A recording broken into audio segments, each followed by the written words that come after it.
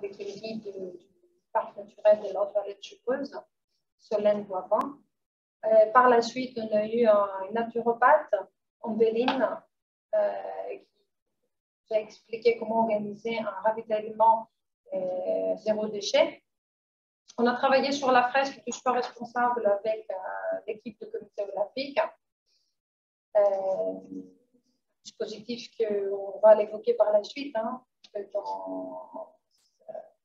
conférence. Et puis là, on va attaquer un peu le sujet sportif, un peu, qui est notre sujet de, comment on peut le dire, c'est un sujet qu'on travaille depuis plusieurs années, tous. On aimerait bien trouver des solutions le plus éco-responsables possible. Donc, on a la chance aussi, d'être accueillis dans un site incontournable pour l'Europe,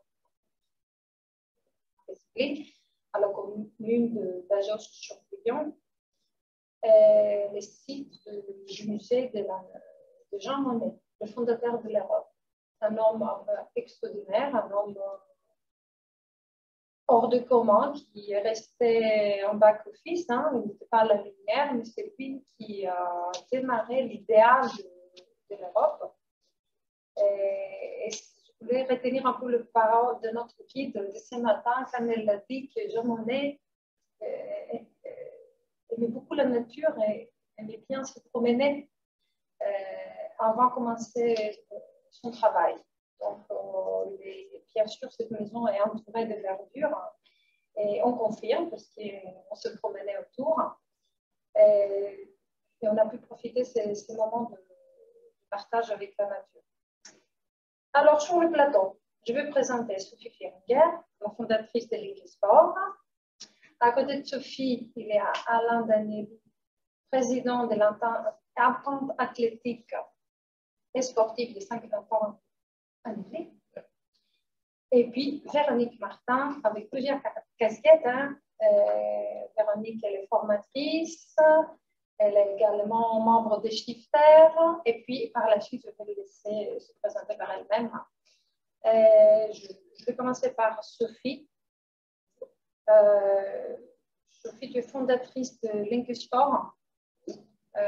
C'est quoi Link Sport? Moi, je connais bien. Et le public peut-être le connaît un peu moins, et c'est un peu le but. C'est quoi Link Sport et pourquoi tu as créé cette plateforme? Oui.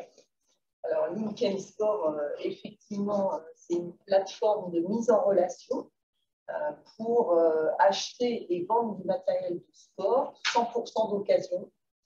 Et c'est destiné tant aux sportifs comme toi et moi que à toutes les structures professionnels, associatifs, clubs de fitness, ça peut être club de foot. On a aussi des kinés, des chefs d'entreprise, des établissements de santé qui créent une salle de rééducation. Voilà, ça peut être des hôtels aussi. En fin d'année, on a équipé un hôtel qui cherchait une très grosse machine de muscu pour son centre de remise en forme. Là, on a une demande toute récente aussi pour un camping en vue des JO qui recherche du matériel de sport extérieur, par exemple. Voilà, on a différentes demandes comme ça et l'objectif de Link Sport, quand je l'ai créé, moi, c'était vraiment dans l'esprit déjà de pouvoir trouver très vite le matériel qu'on cherche et pas être mélangé avec tout un tas de trucs et surtout de venir en toute confiance et en toute sécurité. Ça, c'était vraiment mon objectif premier, ouais, parce que dans l'occasion, on peut des fois être confronté à des mauvaises aventures, comme ça.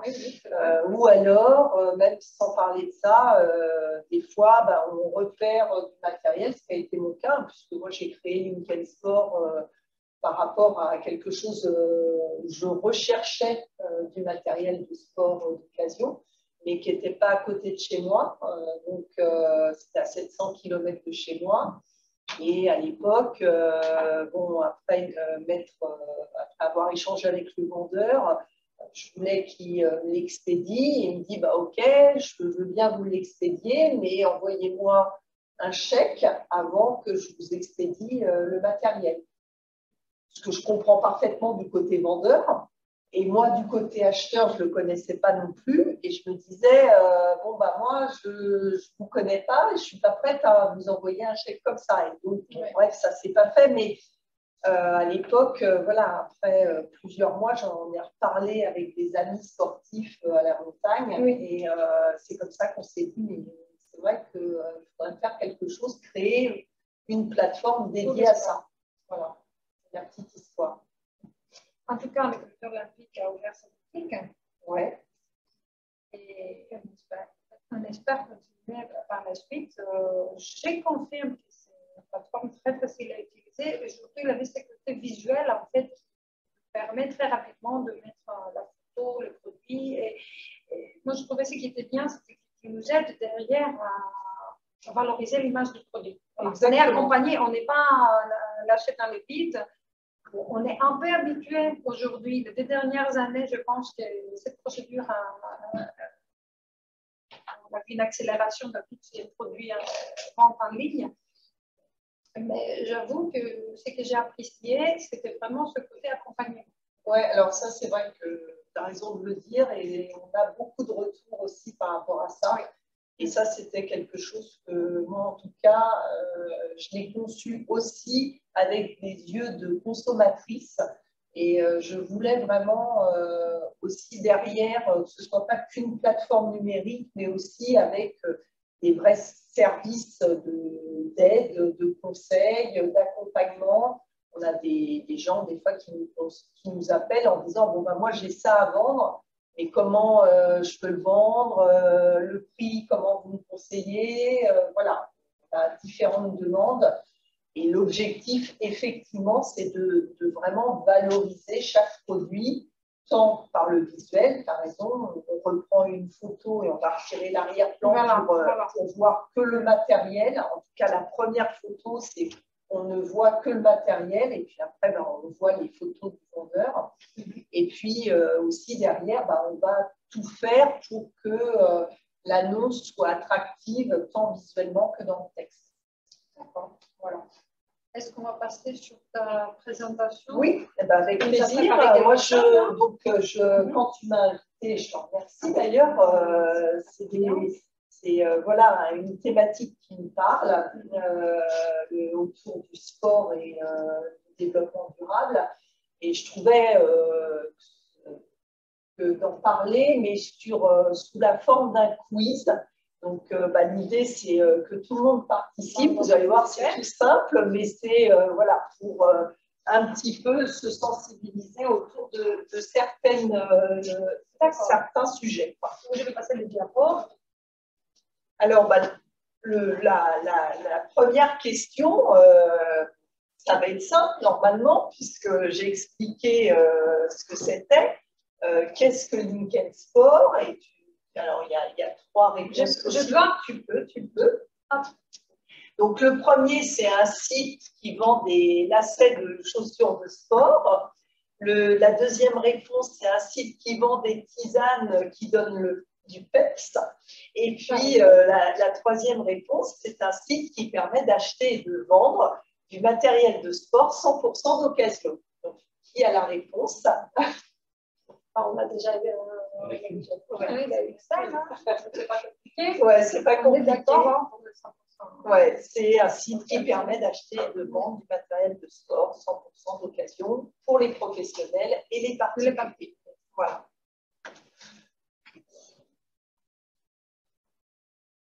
Alors, l'autre question, c'est combien, à votre avis, représente le gaspillage en France?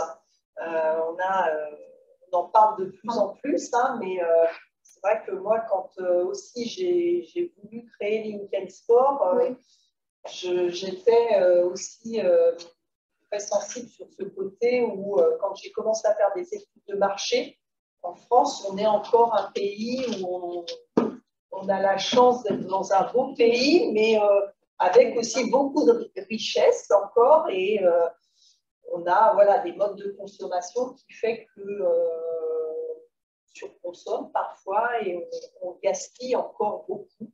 On n'a pas encore l'habitude du réflexe réemploi, réutiliser aussi certaines pièces pour même réparer, voilà, tout simplement. Bon, il y a plein d'initiatives. Exactement. Et il y a plein d'initiatives d'ailleurs de plus en plus. Donc, alors, les chiffrages. Alors, je vais vous donner des chiffres, mais au moins, on voulait vous mettre plutôt des symboles. Et d'ailleurs, c'est tiré de la loi anti-gaspillage. Moi, quand je l'ai étudié, j'étais franchement très étonnée. Donc, à votre avis, globalement, le gaspillage, c'est l'équivalent de 2 tours Eiffel, de 3 arcs de triomphe, pardon, ou l'équivalent de la tour Montparnasse. Ouais, tu dirais le premier, l'équivalent de 2 tours Eiffel. Mais alors, la petite précision, c'est que en France, chaque année, on détruit environ 650 millions d'euros de produits neufs, confondus. Hein. Et les tours Eiffel, ça représente 10 000 à 20 000 tonnes de textiles neufs qui sont détruits chaque année en France. C'est juste uniquement les tours Eiffel, c'est l'équivalent des vêtements. Tout confondu, hein, tout vêtement confondu, neuf, détruit. Donc, c'est pour ça que je voulais quand même le mettre, parce que même si on en parle souvent, il y a plein de choses de détruites, mais on n'a pas conscience. Je pense qu'on n'a pas conscience du volume. Du volume, on n'a pas conscience du volume. Pour les textiles, c'est important. On les voit, mais agir sur autre chose. Et je pense qu'on n'est pas assez conscient. Ouais. Du volume. Donc, voilà, c'est vrai que déjà, rien que chez soi, hein, dans ces placards, de regarder un peu ce qu'on a dans ces placards et de réutiliser des vêtements qu'on a et des fois qu'on a même oublié au fin fond d'un placard, c'est déjà bien. Hein. C'est bien. Hein. Moi, j'ai fait l'expérience, tout récemment, j'ai ressorti des vieux trucs. Et finalement, il faut le faire plus régulièrement, c'est à l'ancienne, mais il faut le faire régulièrement. Après, bon, et avec la loi anti-gaspillage, il y a plusieurs fédérations qui s'engagent quand même. La cyclisme, la dispositif. Et de toute façon, tous les professionnels de cyclisme aujourd'hui sont obligés de récupérer un vélo pour vendre un autre. On rentre quand même dans une autre logique aujourd'hui qui nous permettra de passer à un autre niveau, mais consommer, ça, vraiment, il y a beaucoup encore d'énergie à dépenser. Je suis d'accord. Voilà, donc à garder en tête. Mais c'est vrai que la loi, alors, il y a plein de choses, je vais en reparler après, mais il y a des lois maintenant là, qui sont mises en place avec des mesures vraiment. On est en train de vivre le résultat. Oui. Exactement. J'ai évoqué le vélo, mais j'ai évoqué avant, quand on a fait la télé avec la naturopathe, le fait que maintenant, on n'a plus de bouteilles en plastique. Ça, c'est le changement de la réglementation quelque part qui arrive à la mesure. Et on est en train de vivre ces résultats. Et ça, c'est important. Bah oui. On ne pouvait pas imaginer, il y a quelques années, de responsabilité industrielle qui voulait voir sa belle bouteille valorisée dans les courses. Oui, tout à fait. Je peux passer? Oui. Je peux même recliquer, puisque voilà. Donc, maintenant, on zoome, puisque la thématique, c'était le gaspillage global en France. Et maintenant, la question, c'est en moyenne, combien par an en France on jette d'articles de sport. Donc, Allez, 3 réponses possibles. 1000 tonnes par an d'articles de sport en France qui sont jetés, détruits. 10 000 tonnes par an ou 100 000 tonnes par an.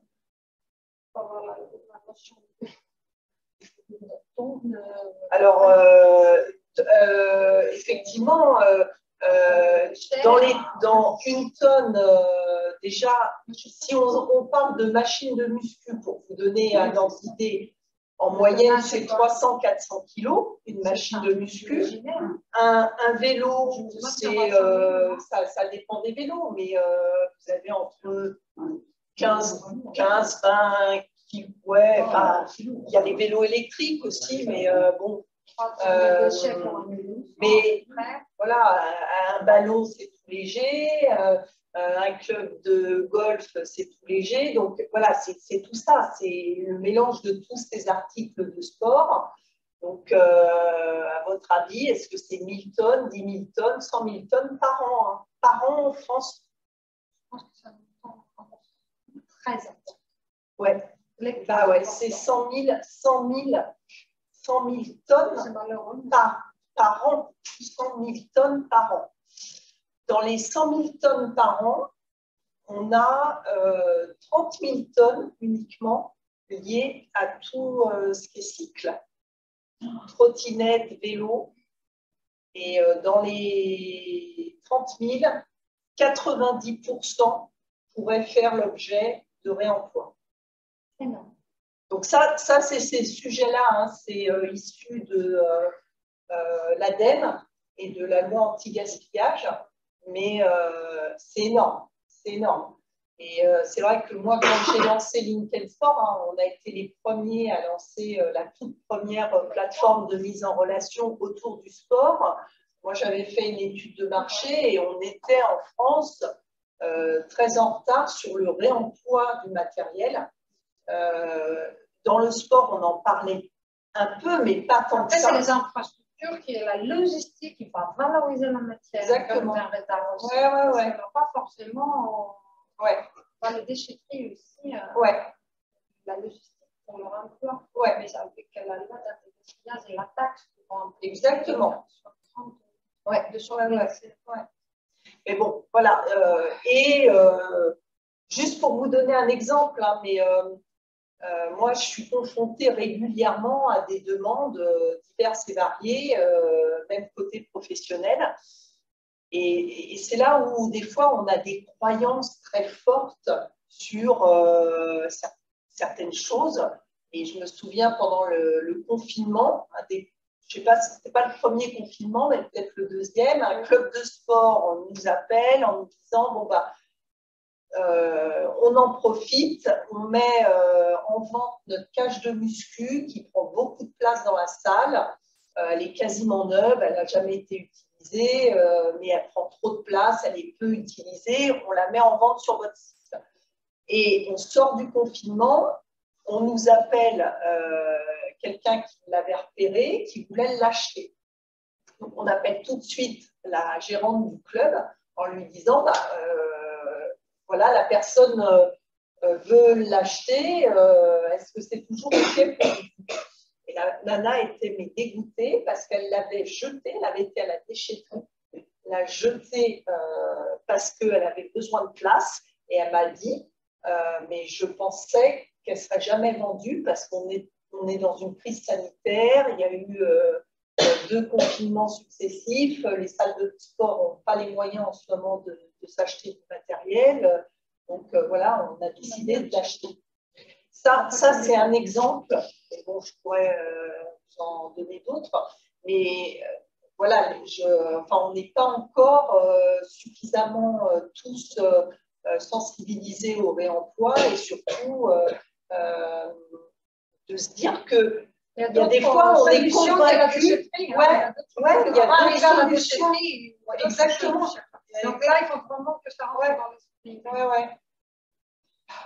Bon, puis il y a aussi des histoires aussi il y en a qui cherchent à se débarrasser des choses, donc on détruit aussi. Donc maintenant, c'est interdit. À partir du 1er, je le rappelle quand même, du 1er janvier 2022, tous les produits non périssables sont interdits d'être détruits ou brûlés ou jetés en déchetterie. Il faut trouver une seconde vie aux matériaux. Voilà. Donc 100 000 tonnes par an.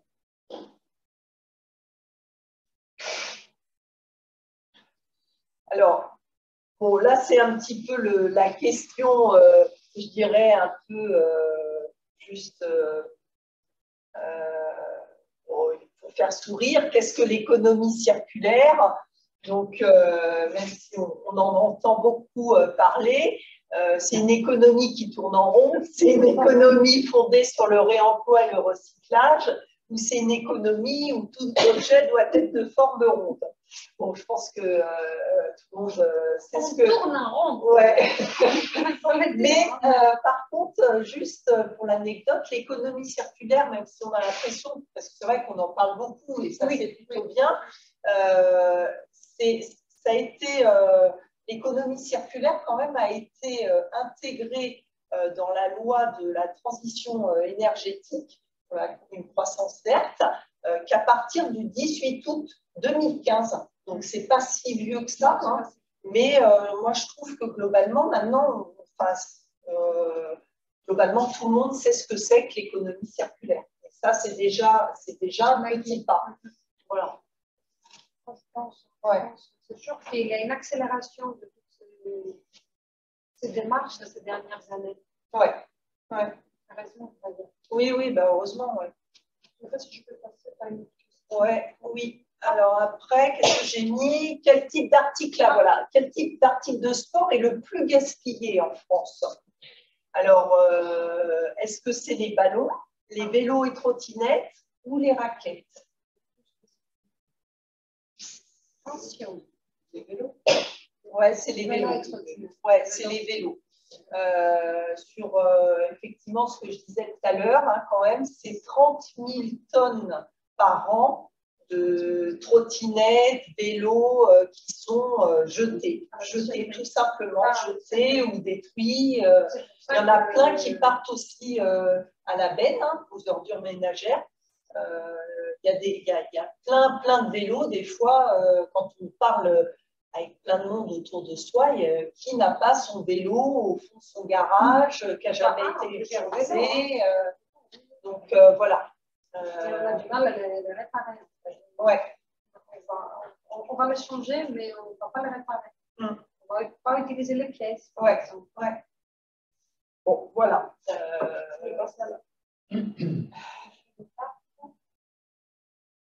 Alors, ouais, c'est après, j'ai voulu mettre quand même un petit point aussi autour du sport, hein, parce que le réemploi, mais aussi le sport.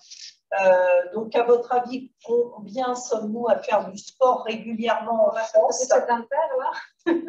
Alors, est-ce qu'on est 30% à faire du sport régulièrement, 61% ou 82%, en sachant que faire du sport régulièrement, pour vous, c'est combien de temps par semaine, à peu près? C'est régulière, 3 fois par semaine. Le minimum. Par semaine? Alors, moi, je l'ai mis, effectivement, l'a mis, là, le pourcentage, c'est environ 1 heure par semaine. Mais normalement, l'OMS préconise 30 minutes par jour, donc c'est environ 2h30 par semaine. Hein. Faire du sport, comme tu le disais tout à l'heure, mais c'est pas faire aussi du sport intensément. On peut faire de la marche. Hein. La marche est considérée comme une activité physique et c'est très bon. Donc, bon, voilà, là, on est parti sur l'idée d'1 heure au moins par semaine. Est-ce que c'est 30, 61 ou 82 par semaine? Ouais, 61. 61% quand même des Français qui font 1 heure par semaine. Après, quand il faut faire 2h30, 30 minutes par jour, 2h30. Avant la pandémie. Là, il faut regarder les chiffrages après la pandémie. Je pense et là, par contre, il est vraiment stipulé au-delà d'une heure, là, ça chute en dessous de 50%. Ah oui, voilà. Alors, moi, je pense, j'étais un peu dure parce qu'actuellement, c'est vrai, je suis en baisse. Ouais, c'est vrai que. Hier, j'étais vraiment. Il y a une envie de repartir, par contre. Oui. Oui. Là, récemment, on a vraiment, après l'ouverture des activités, il y a une envie vraiment un peu dangereuse aussi de faire du sport. Hein. Donc, il faut que ce soit encadré. Donc, hier, j'ai constaté, participer à une course à pied et j'ai beaucoup de sportifs non licenciés dans un club. Et ça, je n'ai jamais vu avant. Ouais. Donc, les gens, ils sont, dans la pandémie, ils ont pris l'habitude de soit de faire du sport ou ne pas faire, ou être hors club. Et là, c'est tout le travail, pratiquer le sport au centre de structure sportive. Il faut revenir. Oui, c'est ça. Voilà. 30% dans la logique, en fait. Mais c'est vrai qu'il y a toutes les études plus la jeunesse, en fait, plus la jeunesse. J'ai discuté beaucoup avec des professeurs de l'éducation nationale, justement, qui m'ont expliqué que les enfants aujourd'hui, après tous ces lockdowns, tout le confinement, pardon, qu'on a eu, cette période, c'était un peu dur et que dans la cour de récréation, là, ils ont un peu du mal, hein. Ils consomment beaucoup de. Déjà, ils mangent mal, ils ont moins envie de faire du sport. Il y a un travail. Oui, il y a un travail. Bon, voilà, et puis je crois que je vais passer à la dernière. Ah oui, quel est le sport le plus écolo à votre avis? Le golf, la rando, le trail running ou l'escalade?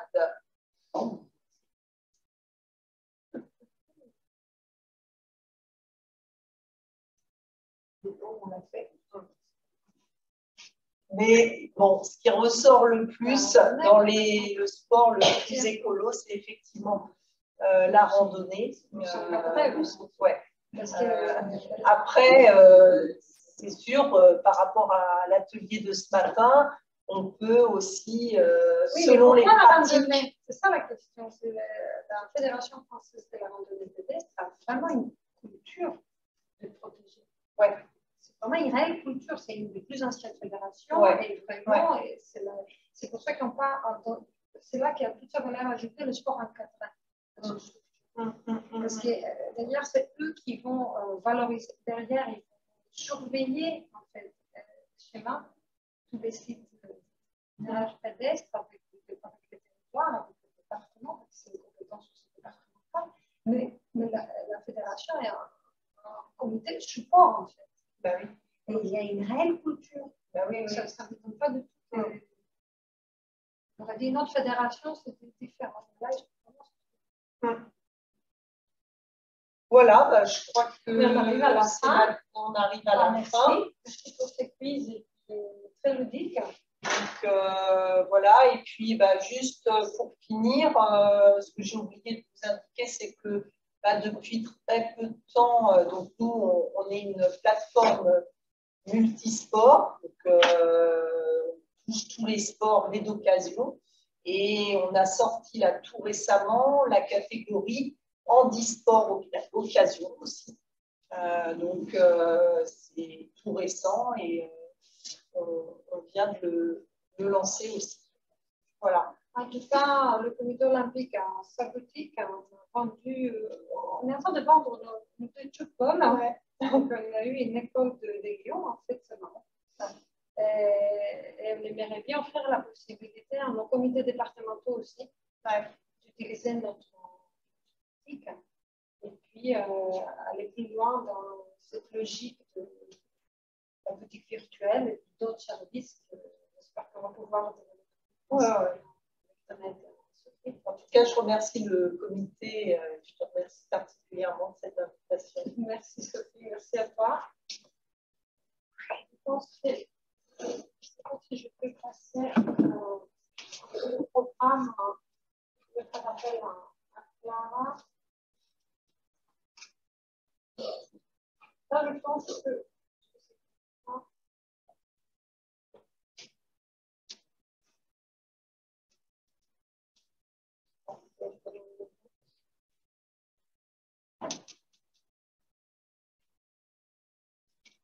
Je pense que je n'ai pas de présentation derrière. Hein. Je vais passer la parole à la chute préparée. Alain Denis. Là, on n'a pas de diapo, non, mais non. Je pense qu'on connaît très bien l'activité. Alain Daniel, le président, comme on l'a dit, l'entente sportive athlétique de Saint-Quentin-en-Yvelines et organisateur du cours départemental d'athlétisme de Saint-Quentin-en-Yvelines de cette année. C'est ça, en janvier. En janvier. En 2022 quand même. Donc, oui, c'est on est en 2022, tout à fait. Très bien. Donc, est-ce que tu peux nous présenter à l'activité? Voilà, donc, rapidement, donc, c'est un club d'athlétisme, donc l'athlétisme tout confondu, et en particulier l'hiver, on se concentre pour les jeunes qui ne peuvent pas faire des compétitions sur les stades. L'hiver, c'est pas pratique. Donc, dans ces cas-là, il y a des organisations sur la France entière pour faire des championnats de cross. Et cette année, on a donc décidé avec l'ensemble de la direction du club qu'on allait postuler pour pouvoir organiser le championnat départemental. Et dès le départ, on est parti sur l'idée de faire un championnat qui était sport éco-responsable, dirais-je. Donc, alors, en janvier 2022, ce n'était pas forcément les meilleures conditions pour organiser un championnat.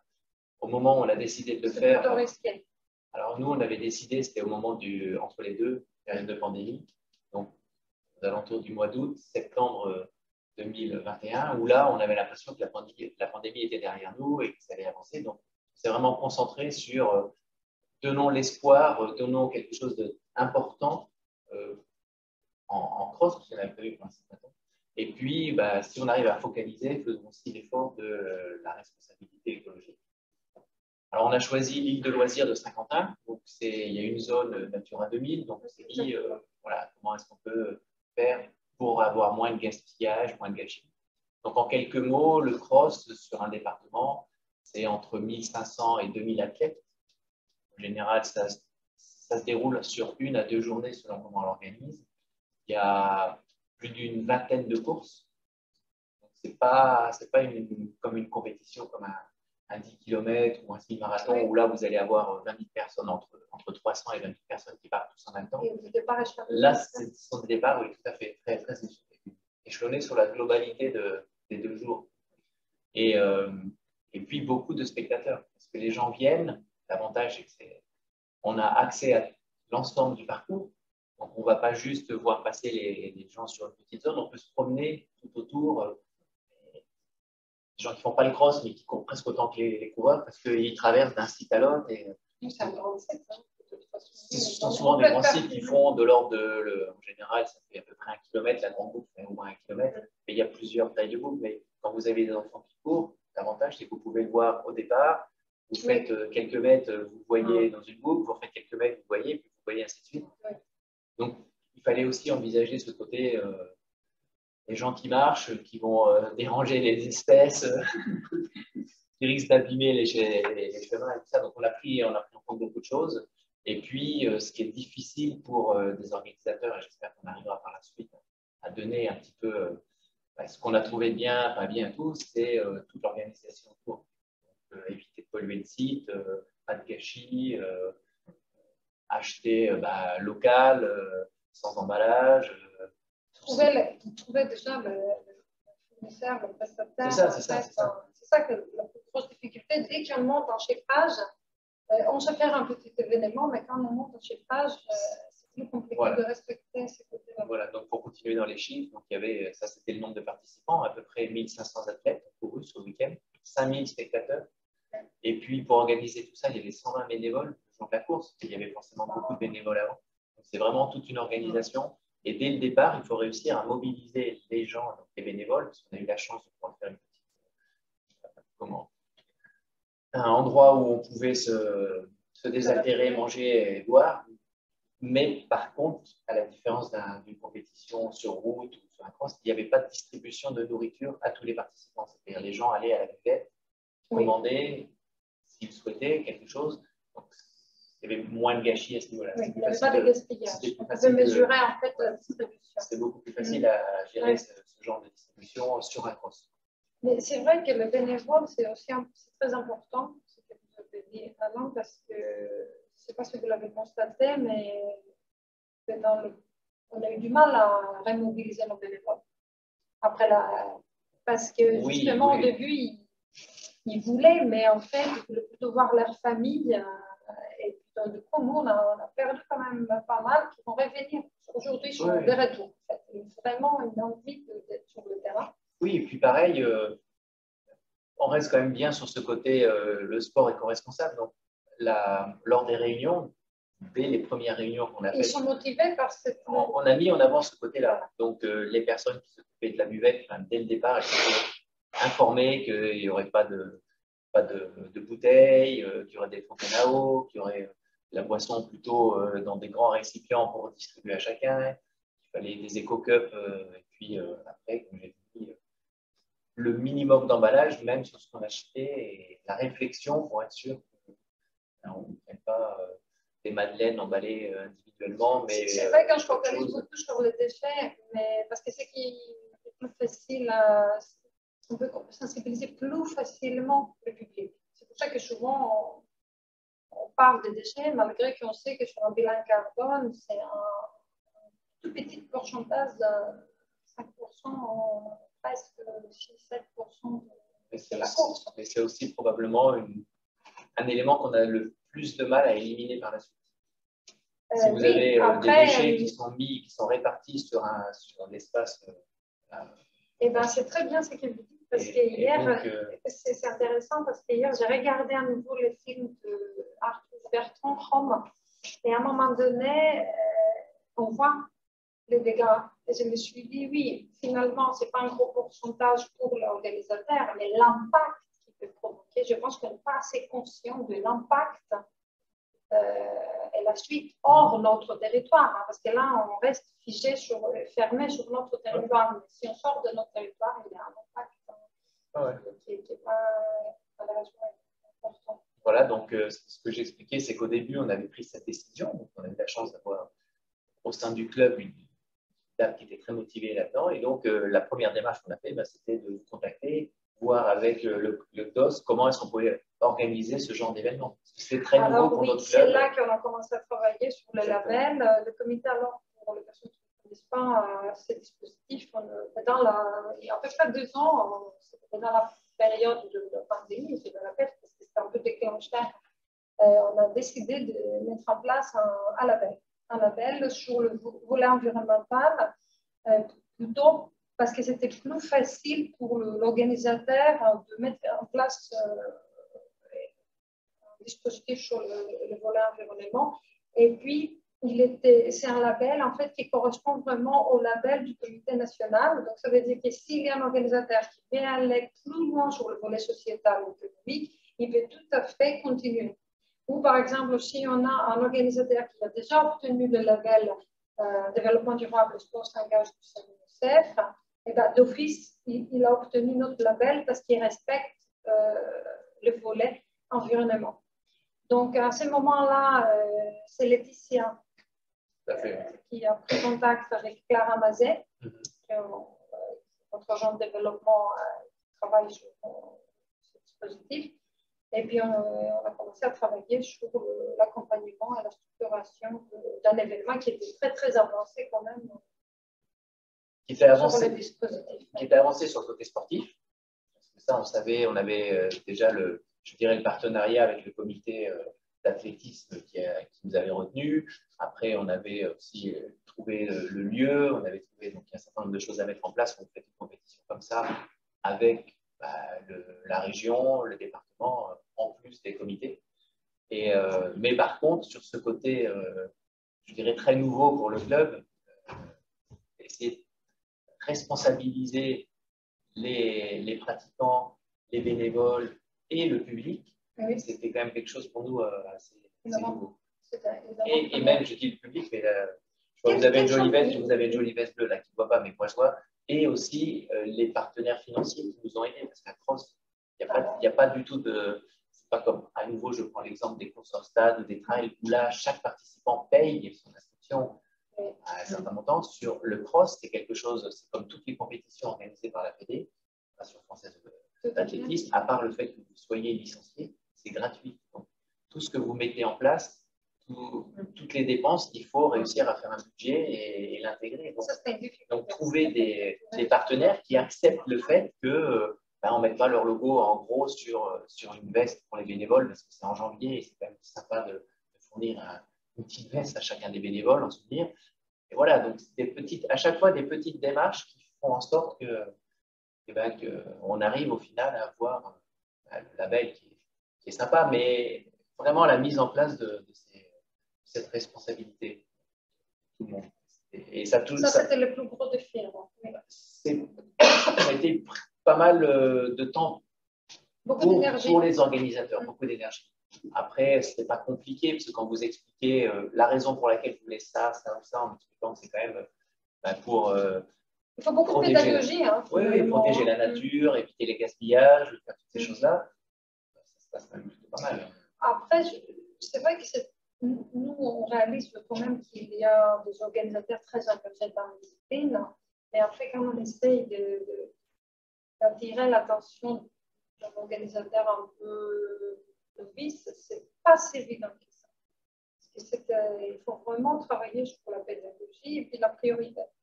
Parce que, bon, maintenant, on a commencé les activités, mais il y a très peu de temps, on était sur une période où il fallait savoir si on a le droit d'organiser ou pas.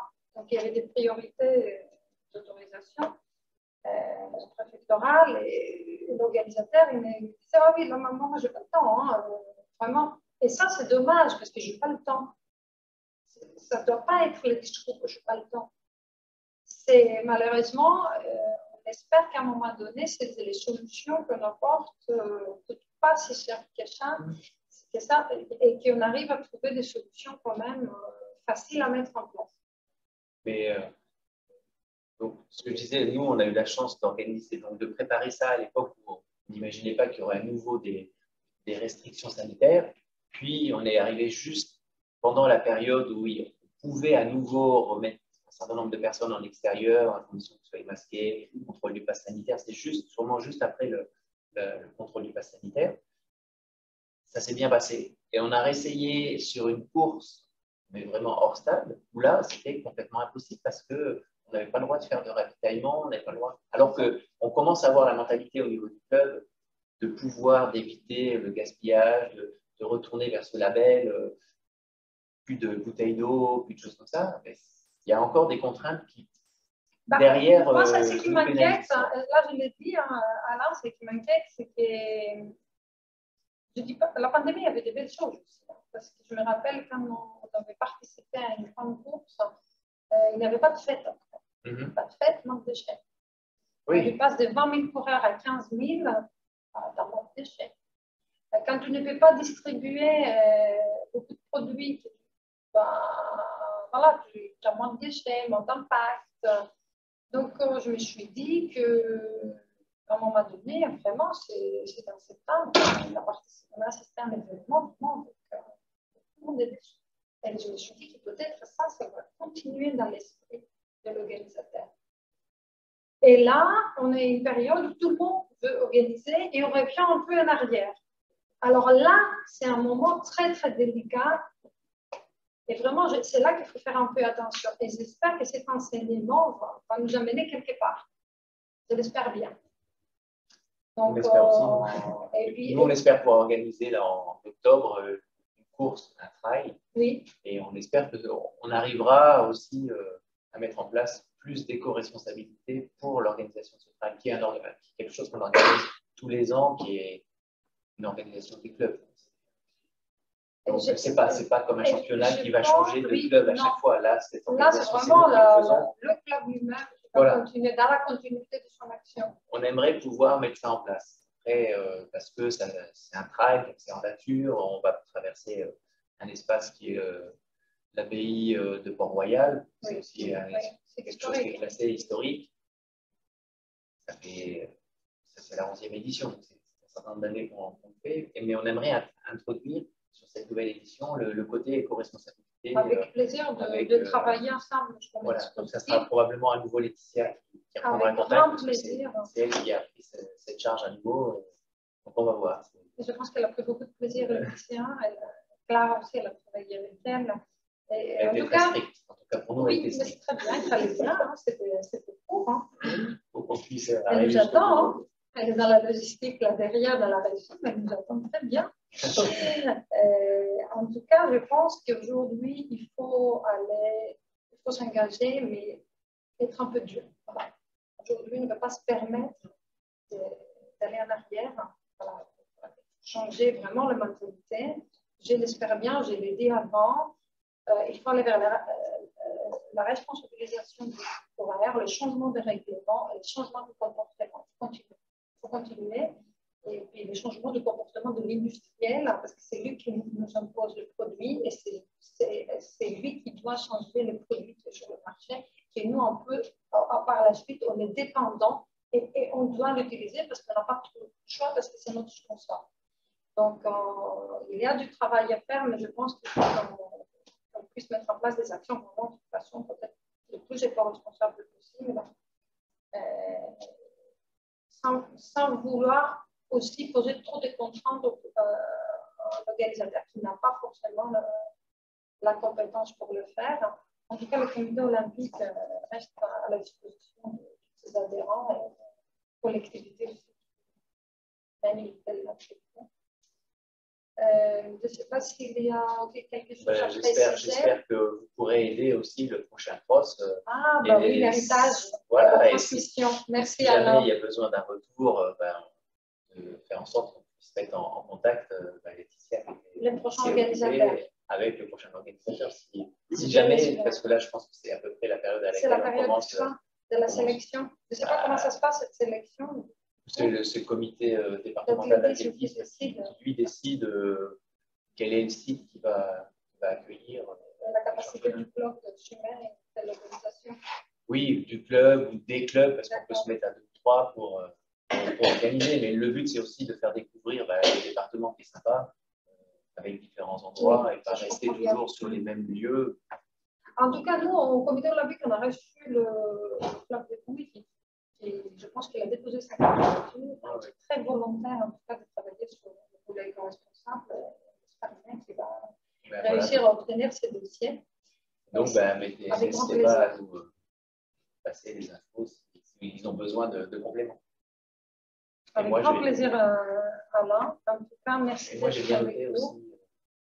Le dispositif c'est fait pour. De recycler du matériel ou d'acheter du matériel de recycler, c'est très important au niveau de la technique. Et faire des collectes aussi. Il faut inciter, en fait, on avait fait justement un collecte pendant le cross de tout ce qui était alors soit t-shirt, soit chaussures. En place. Mais là, c'est plutôt la réutilisation et je sais que certains matériels qui ne sont pas forcément faciles à acheter, des cages de lancer, des choses comme ça. Mais peut-être qu'il faut que Sophie a une place en fait, sur les différents événements avec un relais pour que les gens restent jamais assez. Jamais assez à la fin, mais qu'elle le fait très bien. Sur des sites internet. Exactement. C'est un peu le but de les idées. Très bien. Merci pour ton témoignage. Et puis là, je pense. On va terminer avec Véronique. Hein. Je ne sais pas, il y a aussi Nicolas qui n'est pas encore connecté. Mais je vais passer la parole alors à Véronique Martin. Véronique, on travaille ensemble sur un projet depuis pas si longtemps que ça, hein, on se connaît, mais on commence à travailler sur notre projet de la fresque du sport responsable et à créer il n'y a pas très longtemps pour l'ensemble de ces disciplines sportives. Un outil à destination de jeunes à la base, mais aussi des organisateurs sportifs, des collectivités. Peut-être que je ne parle pas très fort, hein, oui, je vais parler un peu plus fort.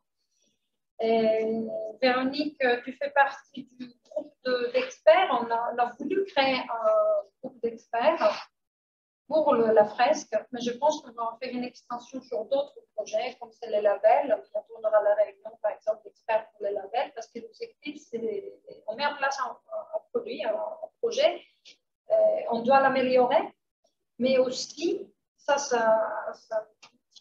requiert, c'est la participation aussi d'un mouvement des citoyens. Donc, les shifters, ce qui fait partie, entre autres, dispositifs et raisons que tu peux te présenter avec grand plaisir. Merci de l'invitation. Donc effectivement, donc, moi je m'appelle Monique Martin. Donc moi je ne viens pas du monde de la RSE ou du sport. Pendant très longtemps j'ai fait un autre métier qui n'avait rien à voir et que j'ai quitté en 2018 et j'ai fait une reconversion. Justement pour voilà, créer une structure qui s'appelle RSE Sport, donc accompagner les organisations sportives à intégrer donc, tout ce qui est responsabilité sociétale d'organisation ou d'entreprise, vraiment pour que ça soit au cœur de leur démarche. Et j'ai un prisme aussi un peu plus environnemental, puisque je fais de la stratégie climat et notamment du bilan carbone, qui est, on va dire, pour faire une stratégie climat, pour savoir d'où on part, donc faire un bilan carbone. Et je suis également aussi animatrice presque du climat, presque du numérique et presque de la mobilité, le lien avec la fresque du sport. Donc, c'est presque, en fait, c'est des ateliers ludiques et collaboratifs qui sont là pour sensibiliser, expliquer, en fait, les enjeux environnementaux donc, liés au climat, numérique et mobilité, mais il y a plein d'autres fresques qui existent. Et effectivement, donc, je suis bénévole au sein des Shifters. Donc, les Shifters, en fait, c'est un réseau de bénévoles qui est vraiment issu qui a des profils, des compétences très différentes, mais je dirais qu'ils se regroupent au sein d'un même objectif, hein, c'est de décarboner l'économie, hein, de faire une transition bas carbone de l'économie sur tous les aspects. Et donc, il y a plein de groupes différents. Et donc, moi, forcément, je suis dans le groupe sport et climat, hein, c'est naturellement. Et donc là, il y a deux sous-groupes. Il y a un sous-groupe qui s'intéresse plutôt à la partie Paris 2024. Et nous, notre groupe, c'est plutôt, on l'appelle Agir et comprendre. Donc, c'est vraiment la sensibilisation. Et donc, nous, c'était naturel de contribuer à la fresque du sport et pour amener, je dirais, notre expertise climat à la fresque du sport en amenant des chiffres, des ordres de grandeur, voilà, des propositions. Et parce que moi, en tant qu'animatrice de fresque, je suis vraiment convaincue qu'il faut sensibiliser les gens et de le faire de manière, je dirais, la plus ludique possible pour que, j'allais dire, c'est pas forcément c'est, je pense, nécessaire, pas suffisant forcément pour passer à l'action, mais en fait, il y a beaucoup de gens, parfois, on ne fait pas les choses, et moi, la première, avant d'être sensibilisée à plein d'aspects, on n'a pas conscience de tout ce qui se cache derrière ce qu'on fait, notamment quand on fait du sport, et déjà de la prise de conscience. Après, je pense qu'il faut aller encore plus loin pour passer à l'action. Et déjà, la fresque, donc la fresque du sport, hein, l'objectif, c'est vraiment prise de conscience des enjeux environnementaux liés à sa pratique sportive, d'avoir en tête les ordres de grandeur. Par exemple, vous avez des déchets par rapport au bilan carbone. Effectivement, les déchets pour le bilan carbone, c'est peu. Par contre, vous avez des ressources et la répression des ressources, les impacts de pollution, c'est très important au niveau des déchets. Donc voilà, donc il y a ça. Donc voilà, je pense que c'est important. Et effectivement, pour aller plus loin, moi j'aime bien l'idée d'inventer un nouveau récit. On l'a un peu évoqué. On parle des récits, des imaginaires collectifs, et d'essayer justement de réécrire notre imaginaire à nous, du sport, d'activité sportive, pour justement que ça soit plus sympa et que ça donne envie d'avoir ce qu'on appelle des futurs souhaitables, des futurs désirables, et de se dire, voilà, de faire un sport qui a moins d'impact sur l'environnement, finalement, ça peut être sympa parce qu'on change l'histoire. Oui.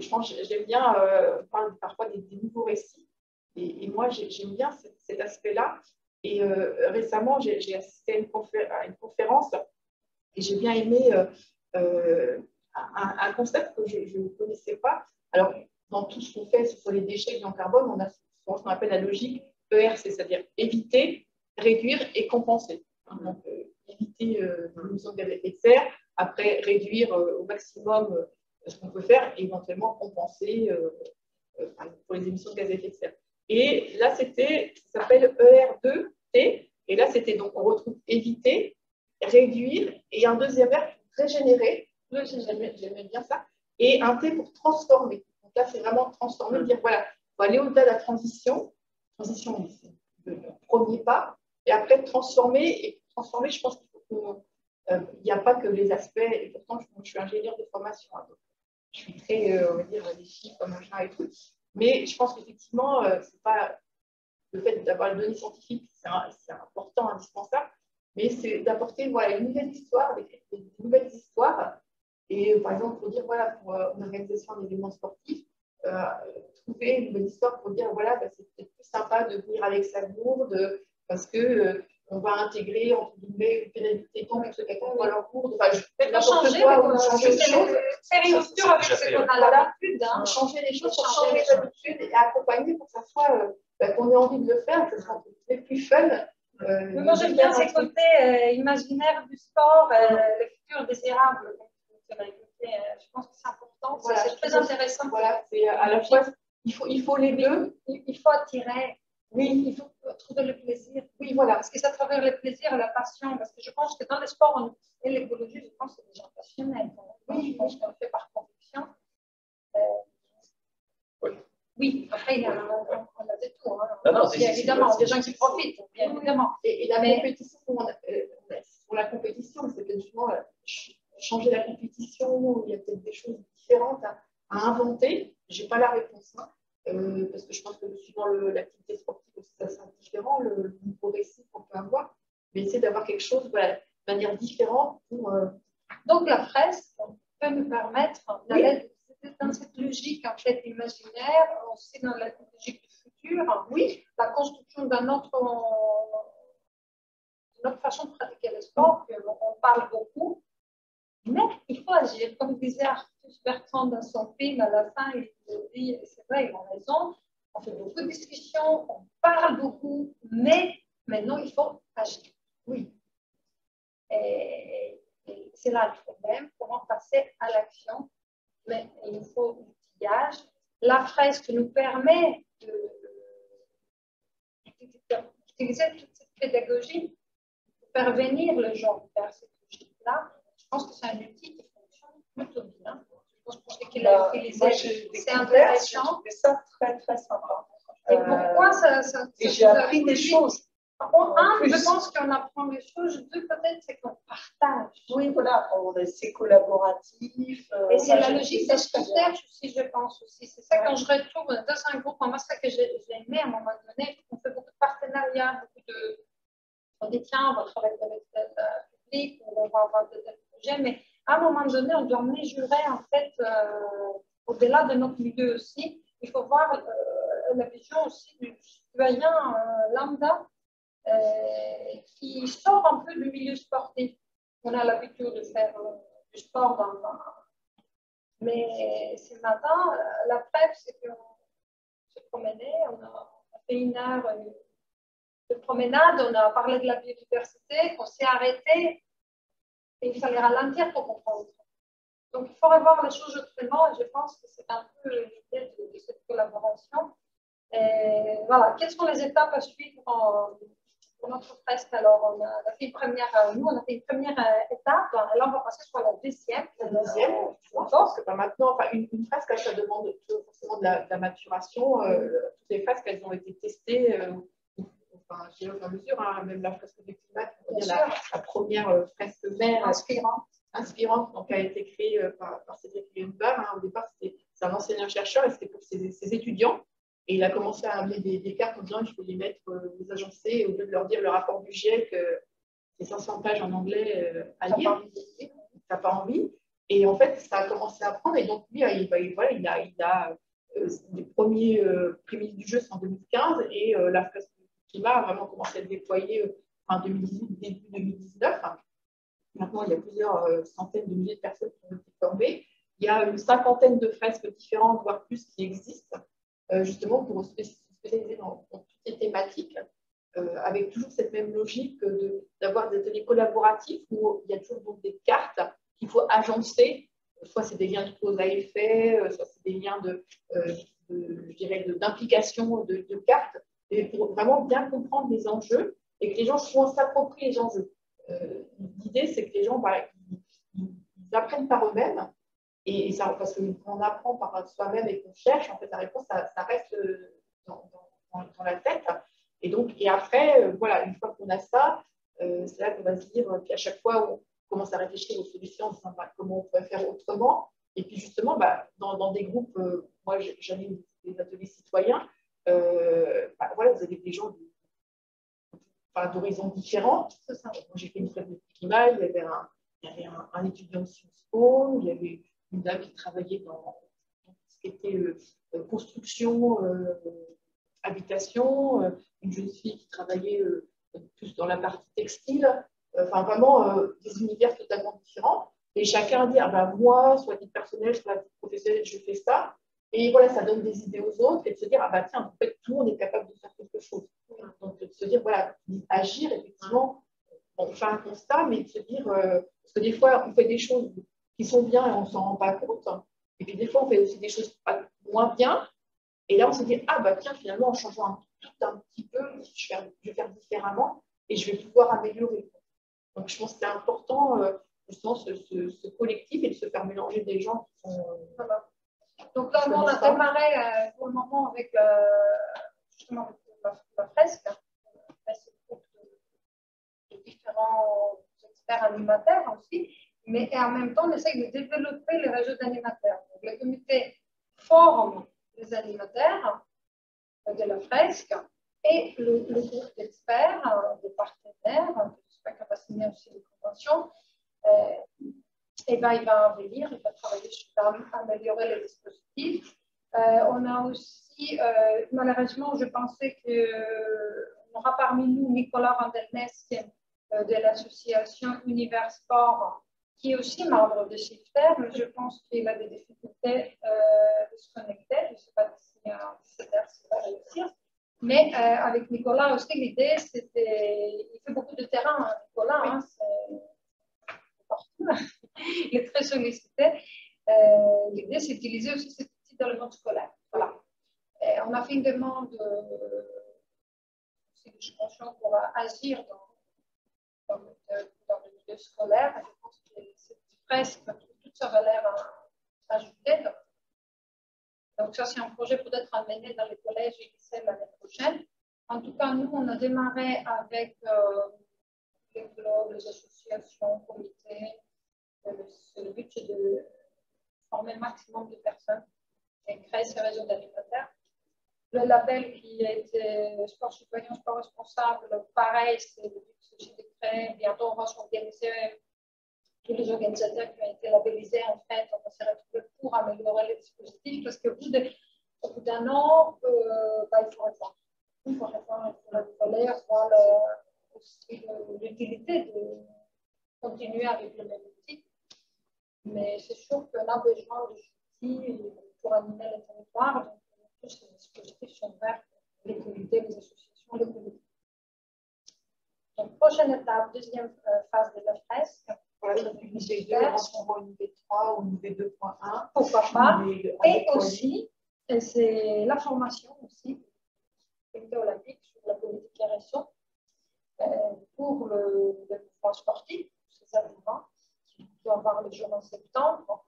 On a démarré un petit format, mais je pense qu'on est en train de retravailler le format un peu plus convivial parce que c'est un aperçu que on veut plus de partage. Voilà.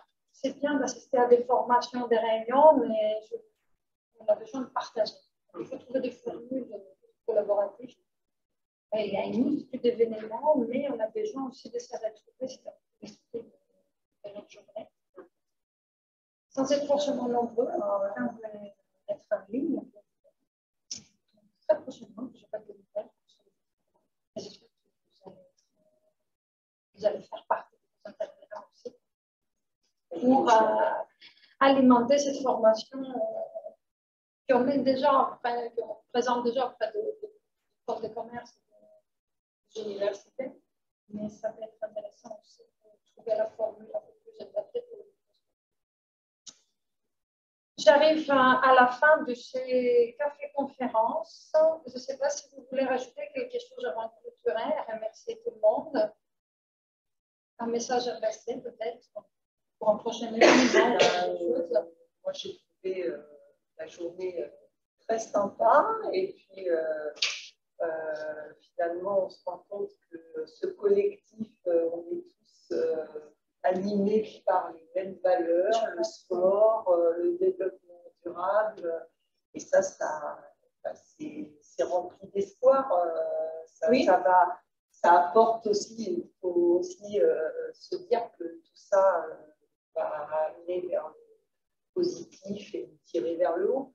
Parce que l'air de rien, même si on est tous consommateurs, on a des impacts sur l'environnement, je pense qu'on est de plus en plus conscient et puis plus on est ensemble, en collectif, et plus l'objectif c'est d'essayer de trouver des solutions pour s'améliorer. Donc, moi, je finirai sur cette note positive en disant qu'on est tous là pour essayer de. Peut-être à renouveler. Donc, une édition à renouveler. Ouais.